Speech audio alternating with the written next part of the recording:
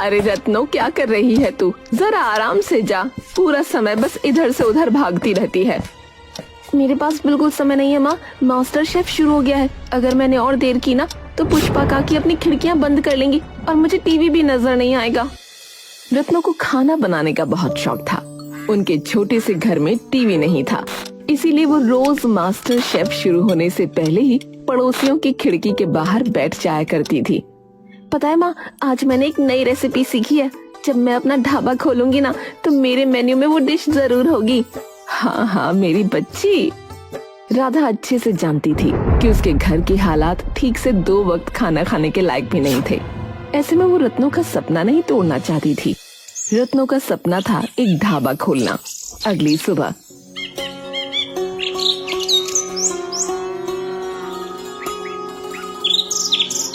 अरे रत्नो, तू सुबह सुबह कहाँ चली गई थी बेटा?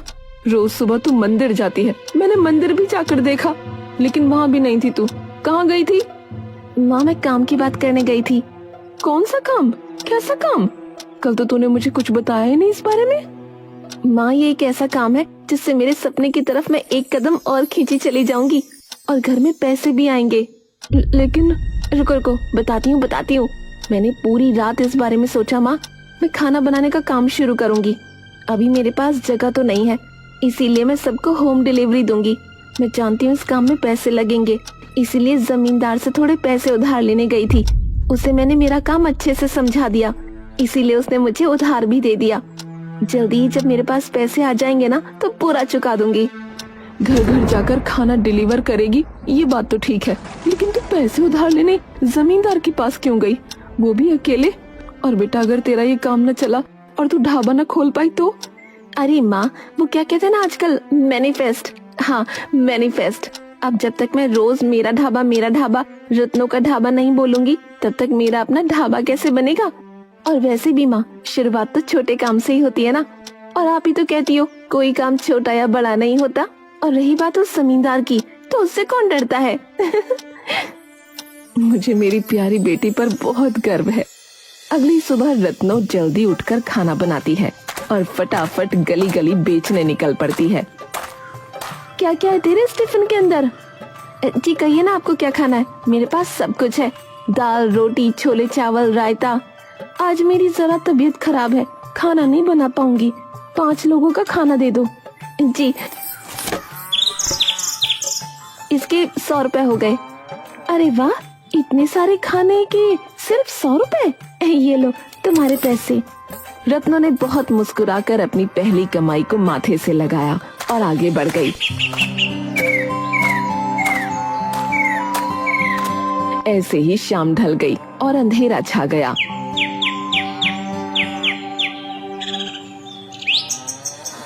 आज तो बहुत थक गई होगी ना तू? हाँ माँ, लेकिन ये थकान तो कुछ भी नहीं है। ये देखो, आज इतने सारे पैसे कमाए मैंने। ऐसे ही धीरे धीरे जोड़कर एक ढाबा जरूर खोलूंगी।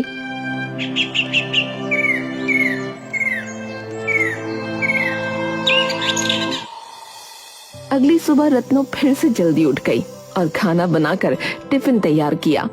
आज भी उसकी अच्छी कमाई हुई और ऐसे ही कुछ दिन बीत गए।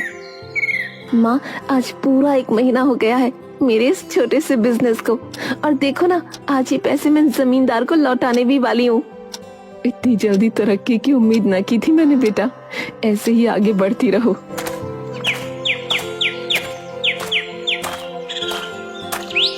उसके बाद रत्नो जमींदार के पास उन पैसों को वापस देने जा पहुंची। अरे वाह, तुम तो सारा पैसा समय पे ले आई भाई। हैं? तुम तो बहुत ही होशियार लड़की हो।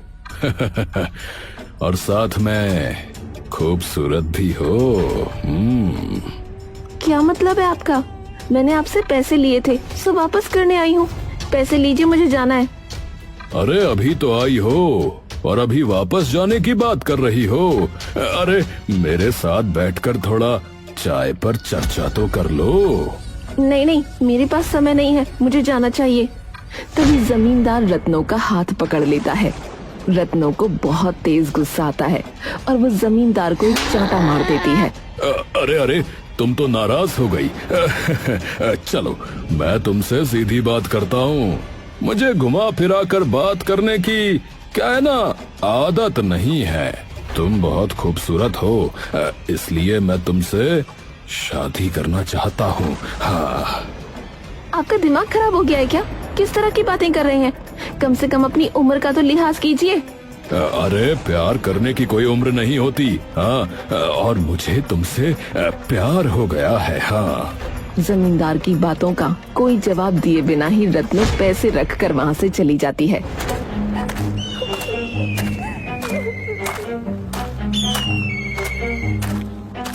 जमींदार एक बहुत बड़ा गुंडा था। रत्नो की माँ घबरा ना जाए इसलिए उसने सोच लिया था कि वो ये बात अपनी माँ को नहीं बताएगी। वो बड़बड़ाते हुए घर की ओर जा रही थी, लेकिन तभी रास्ते में उसने एक बुजुर्ग आदमी को देखा।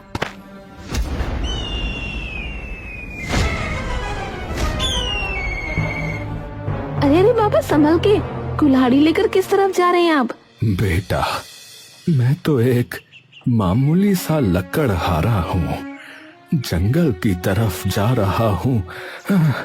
हल्का पैर फिसल गया, लेकिन तुम आ गई मुझे संभालने के लिए। लेकिन इस उम्र में आप काम करने जा रहे हो, क्यों? बेटा, मेरा इस दुनिया में कोई नहीं है, मैं तो अकेला हूँ। पर अरे अरे, ये बात सुनकर तुम जो है दुखी मत होना बिटिया। अकेले आए थे तो अकेले ही जाना भी तो पड़ेगा। चलो बेटा, मैं चलता हूँ। अच्छा, मुझे संभालने के लिए तुम्हारा बहुत बहुत धन्यवाद बिटिया। जीती रहो, जीती रहो। रत्नो बूढ़े बाबा के बारे में सोचते हुए घर पहुंची। घर पहुंचकर उसने अपना टिफिन उठाया और फिर से गांव में निकल पड़ी। काकी, मैं आ गई। क्या आज आपको खाना चाहिए? आज बड़ी देर कर दी तूने, मैंने तो खाना बना लिया। इतना सस्ता खाना तू देती है, इसीलिए सारी औरतों की आदत खराब कर दी है तूने। रत्नो मुस्कुराकर आगे बढ़ गई। ऐसे ही एक घर से दूसरे घर उसने सफर तय किया।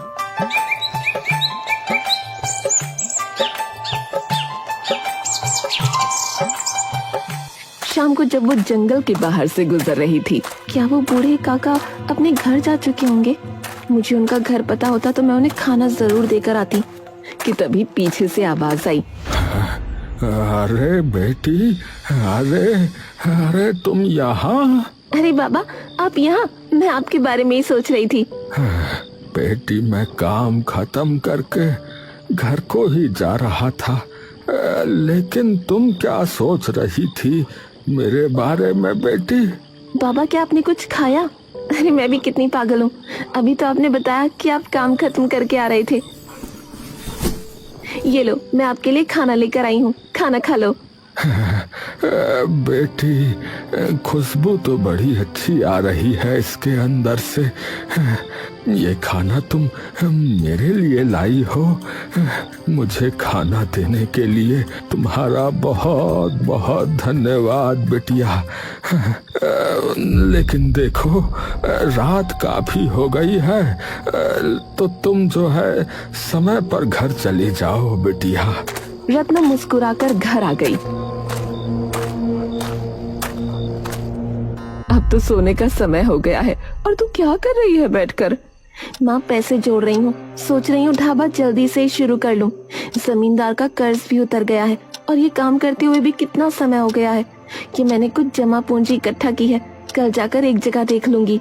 ऐसे ही तरक्की करती रह बेटा, तुमने ये सब अकेले हासिल किया है मेरी बच्ची। आपका आशीर्वाद जो है मेरे साथ।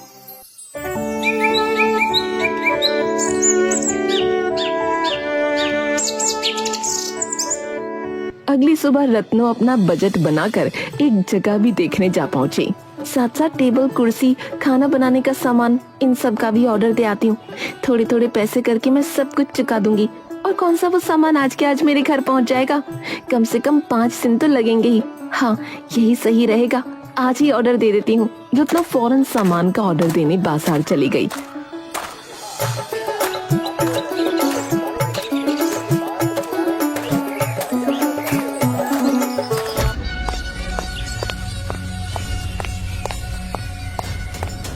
तभी पीछे से उसके घर जमींदार आया। अरे जमींदार साहब, आप यहाँ? सब कुछ ठीक तो है ना? अगर कोई काम था मुझे ही बुला लिया होता। देखिए, काम तो बहुत जरूरी है, लेकिन उस काम के लिए मेरा आना ही ठीक था। माफ कीजिए, मैं आपकी बात समझी नहीं। देखो भाई, मैं सीधी बात करता हूँ। मुझे तुम्हारी बेटी पसंद आ गई है, समझी? और मैं उससे शादी करना चाहता हूँ। और मैं तुमसे इस बात की इजाजत लेने नहीं आया हूँ, बल्कि मैं तो ये तुम्हें बताने आया हूँ। तो जो है, मेरी बात सुनो और शादी की तैयारी करनी शुरू कर दो, समझ गई? तेरा दिमाग खराब हो गया है जमींदार। मेरी बेटी तेरी बेटी की उम्र की है। अरे भगवान से तो डर। मैं चाहे मर जाऊं, लेकिन मैं तेरी शादी अपनी बेटी से कभी ना होने दूंगी। ऐसा कहकर रत्नों की माँ ने भी जमींदार को एक जोर का तमाचा लगा दिया। जमींदार गुस्से से लाल हो गया। ये थप्पड़ तो माँ बेटी को बहुत महंगे पड़ेंगे बुढ़िया। 2 हफ्ते का टाइम दे रहा हूँ। 2 हफ्ते के अंदर अंदर मैं तेरी बेटी से शादी करके दिखाऊंगा। ऐसा कहकर जमींदार वहाँ से चला जाता है। तभी अचानक न जाने रत्नों की माँ को क्या होता है, वो बेहोश हो जाती है।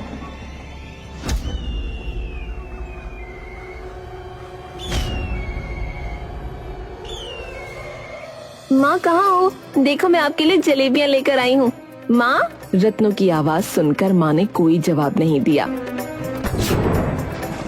तो उसकी माँ जमीन पर बेहोश पड़ी थी। ये मेरी माँ को क्या हो गया? माँ? रत्नों अपनी माँ को अस्पताल लेकर गई।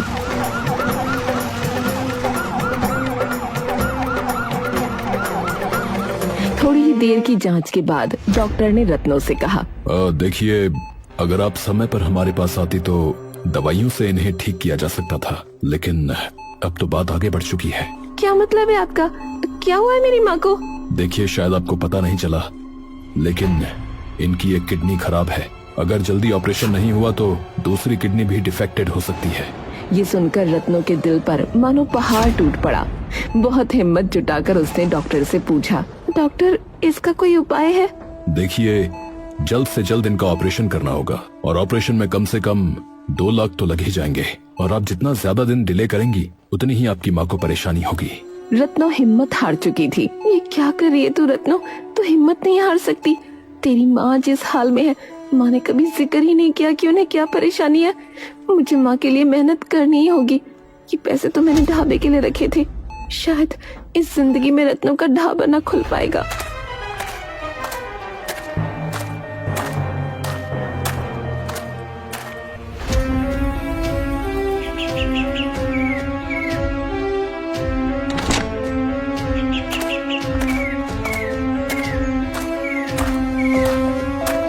रत्नो फौरन वो सारे पैसे ले जाकर अस्पताल में जमा कर देती है। देखिए जी, माफ कीजिएगा, लेकिन पैसे तो अभी भी कम है।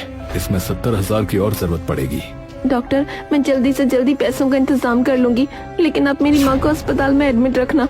यहाँ कम से कम उनका इलाज तो होता रहेगा। घर पर तो उनकी देखभाल भी नहीं कर पाती मैं।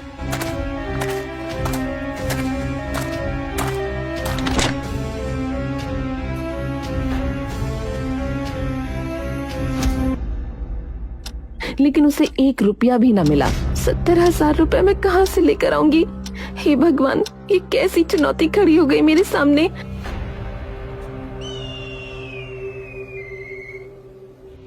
अगली सुबह रत्नो जब किचन में खाना बनाने पहुंची तो उसने देखा कि कुछ भी नहीं है। अब मैं क्या करूं? अनाज खत्म हो गया, नमक हल्दी कुछ भी नहीं है। भला मैं खाना कैसे बनाऊं? आज टिफिन कैसे पहुंचाऊंगी लोगों के पास? अब तो पैसे भी नहीं है। कितने में ही रत्नों के ऑर्डर किए हुए ढाबे का सामान एक एक करके घर पहुंचने लगा। अरे मैडम, कितनी देर लगाओगी? जल्दी करो। ये टेबल और कुर्सी तो समय पर पहुंचा दी हमने, लेकिन समय पर पैसे क्यों नहीं मिल रहे हमें?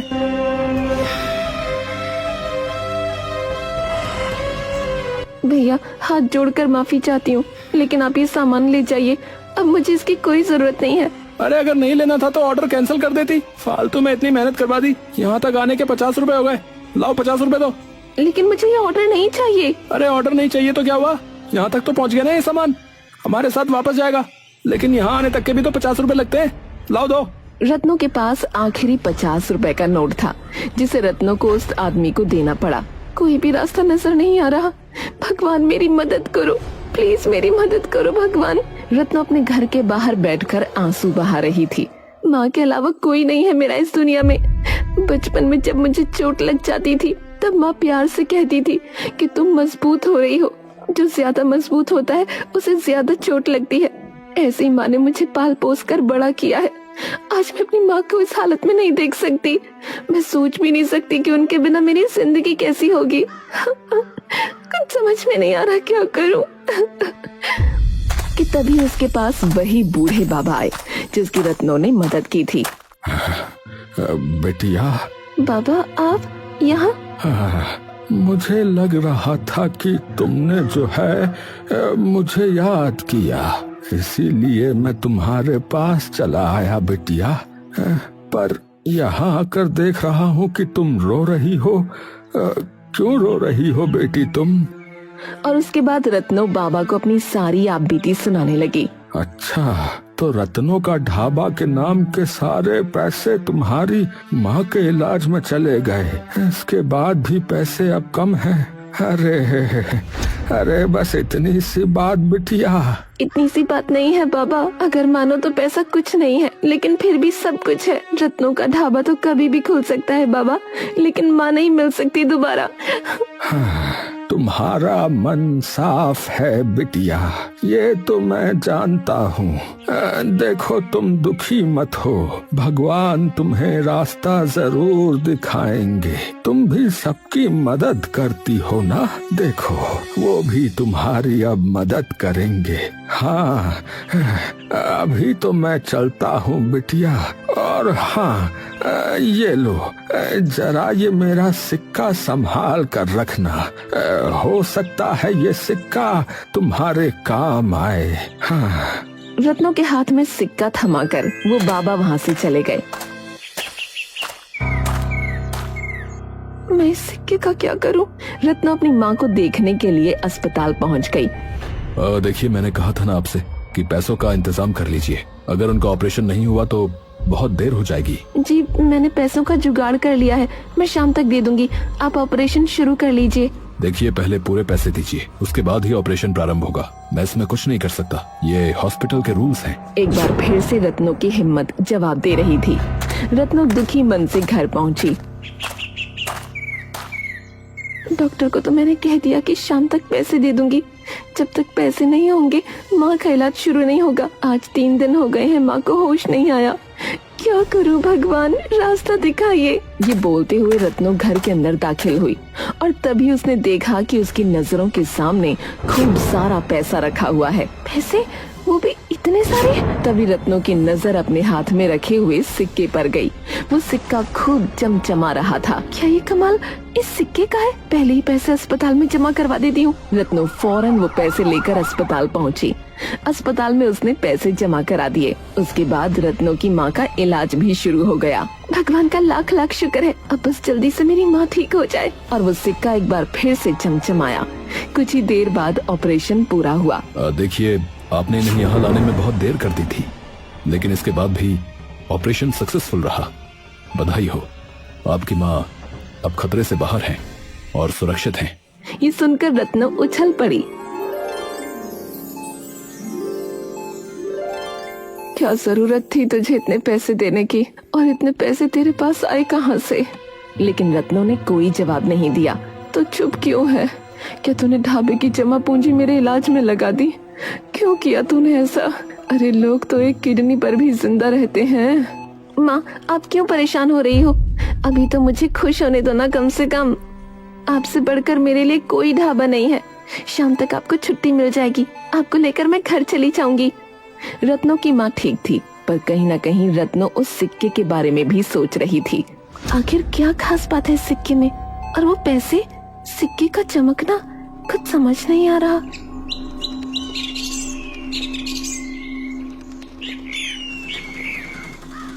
शाम हुई। रत्नो अपनी माँ को लेकर घर आने लगी।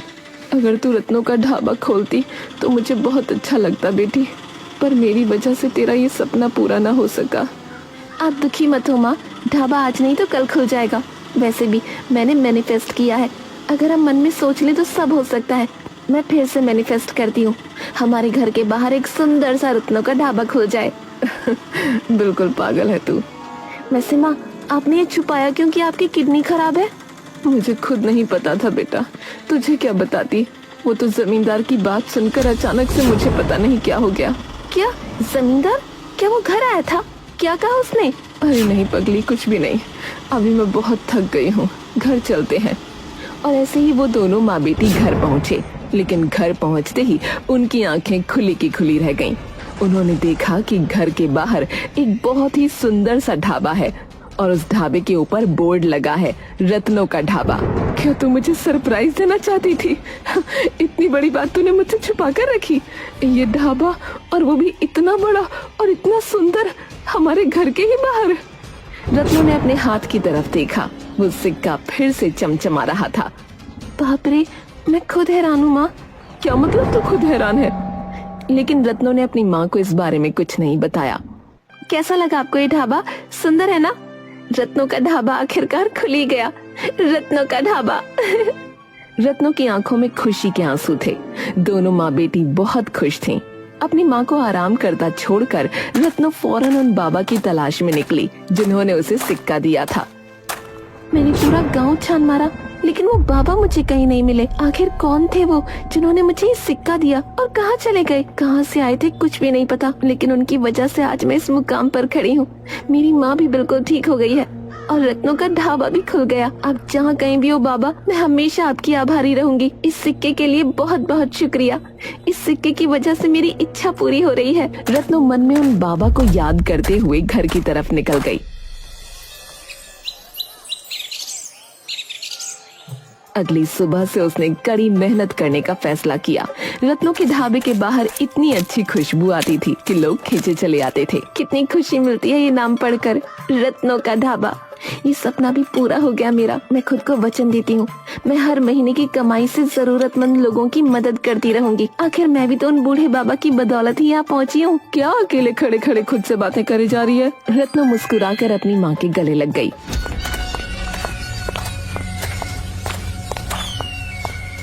ओह, तो लगता है तुम दोनों बहुत खुश हो रही हो, हैं? देखा, मैंने कहा था ना, 2 हफ्ते। तो 2 हफ्ते पूरे हो चुके हैं और मैं यहाँ तेरी बेटी को ले जाने के लिए आया हूँ।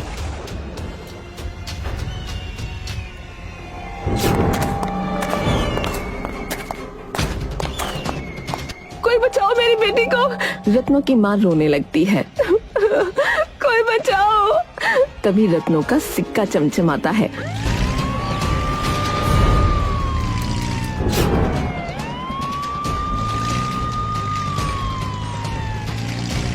माँ, जमींदार घर आया था और उसी की वजह से आप बेहोश हुई थी और आपने मुझे कुछ नहीं बताया। मैंने सोचा मैं तुझे टेंशन नहीं दूंगी, मैं खुद ही जमींदार से निपट लूंगी। लेकिन माफ करना बेटा, तेरी माँ कमजोर है। पर पुलिस को फोन किसने किया? माँ, कभी कभी पुलिस टाइम पर आ जाती है। ऐसा कहकर रत्नों हंसने लगी, फिर हाथ में पकड़े सिक्के को चूमा और खुशी खुशी अपना रत्नों का ढाबा चलाते हुए अपना जीवन खुशी से व्यतीत